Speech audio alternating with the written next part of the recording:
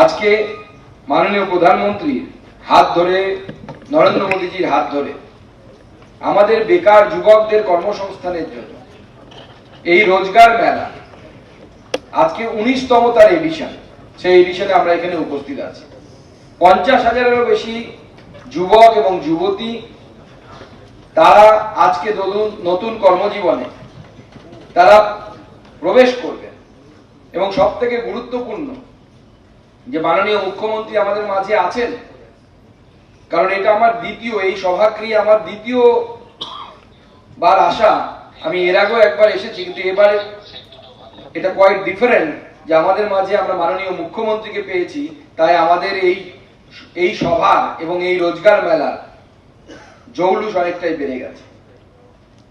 এবং এই যে 19তম এডিশন হচ্ছে, এবারও প্রায় 50,000-এরও বেশি যুবক যুবতী তারা গোটা ভারতবর্ষ ব্যাপী এবং পশ্চিমবঙ্গের প্রায় 1000-এর কাছাকাছি যুবক যুবতী তারা আজকে এই কর্মসংস্থান রোজগার মেলার মধ্য দিয়ে তারা কর্মসংস্থানে প্রবেশ করছে। এবং এতগুলো এডিশন হয়েছে, আমি বরাবরই যেটা উল্লেখ করি যে মাননীয় প্রধানমন্ত্রী নরেন্দ্র মোদীর নেতৃত্বে not a single case or allegation of corruption has been recorded till now. এখানে ইউনিয়ন ব্যাংক অফ ইন্ডিয়ায় যারা চাকরি পেয়েছেন, আমি জানতে পেরেছি, আমাকে রেলওয়ের আধিকারিকরা জানালেন যে কল্যাণী এমসের প্রচুর যারা কর্মসংস্থান পেয়েছেন, যারা চাকরি পেয়েছেন তারা এখানে আছেন। অন্যান্য সেক্টর তারা আছেন, রেলওয়েরও হয়তো কিছু থাকবেন। আমরা গর্বের সাথে বলতে পারি যে ভারতবর্ষ এই মুহূর্তে এমন একজন প্রধানমন্ত্রীকে পেয়েছেন যার নেতৃত্বে রিক্রুটমেন্ট এরকম 19তম তার সংস্করণ হচ্ছে, অথচ একটাও পর্যন্ত দুর্নীতির অভিযোগ নেই। এবং এটা নরেন্দ্র মোদীর মতো প্রধানমন্ত্রীর দ্বারাই সম্ভব, অন্য কারো দ্বারা সম্ভব না।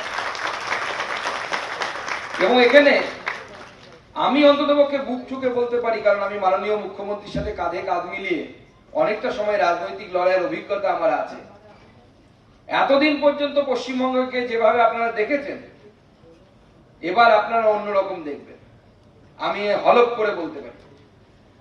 এবং ঠিক যেভাবে মাননীয় প্রধানমন্ত্রী নরেন্দ্র মোদীর নেতৃত্বে যে রিক্রুটমেন্ট বা যে চাকরি দেওয়ার ব্যবস্থা হয়েছে, যাতে দুর্নীতির বিন্দুমাত্র ছিটে ফোঁটা পর্যন্ত নেই, বিন্দুমাত্র দাগ পর্যন্ত নেই, সেই রকমই আমাদের মাননীয় মুখ্যমন্ত্রী শুভেন্দুদার নেতৃত্বে, শুভেন্দু অধিকারীর নেতৃত্বে আগামী দিনে পশ্চিমবঙ্গেও এইভাবে স্বচ্ছ নিয়োগ প্রক্রিয়া হবে।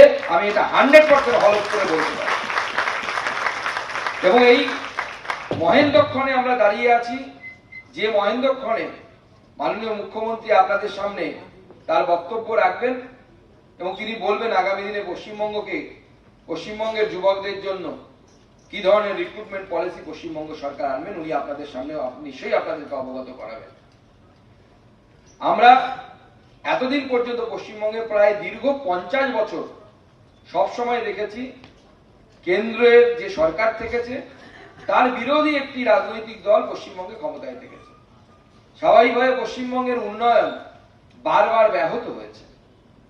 অনেক বছর পর আমরা সেই মহেন্দ্রক্ষণ পেয়েছি যেখানে পশ্চিমবঙ্গ এবং কেন্দ্র সরকার দুই জায়গাতেই এক অভিমুখী সরকার গঠন হয়েছে। রাজনৈতিক দল ভারতবর্ষে বিভিন্ন আছে, থাকাটাই অত্যন্ত স্বাভাবিক গণতন্ত্রে। এবং তারা বিভিন্ন জায়গায় তাদের রাজনৈতিক লড়াই করবে, সরকার তৈরি হবে, এটা অত্যন্ত স্বাভাবিক। কিন্তু পশ্চিমবঙ্গ এবং ভারতবর্ষ এই দুই জায়গাতেই আমি যখন বলি যে এক অভিমুখের সরকার তৈরি হয়েছে, তার মানেটা কি? তার মানে এই দুই সরকারের জন্যই একটা নীতি কমন, সেটা হচ্ছে কান্ট্রি ফার্স্ট, দেশ সবার আগে, দেশ সর্বপ্রথম, তার আগে কোনো কিছু নয়।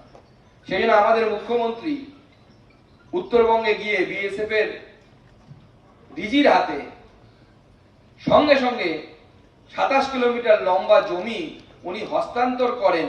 কারণ আমাদের মাননীয় মুখ্যমন্ত্রী তিনি জানেন যে কাঁটাতারের বেড়াটা সীমান্তে দেওয়াটা কতটা জরুরি, এবং সেটা কোনো রাজনৈতিক কারণে নয়, এই দেশকে বাঁচানোর জন্য, এই পশ্চিমবঙ্গকে বাঁচানোর জন্য কতটা জরুরি, সেটা কান্ট্রি ফার্স্টের নীতি নিয়ে এই দুই সরকার আগামী দিনে আমাদের চলবে। এতদিন তো কেন্দ্র সরকার চলছিল, রাজ্য সরকার সেই দিকে যাচ্ছে।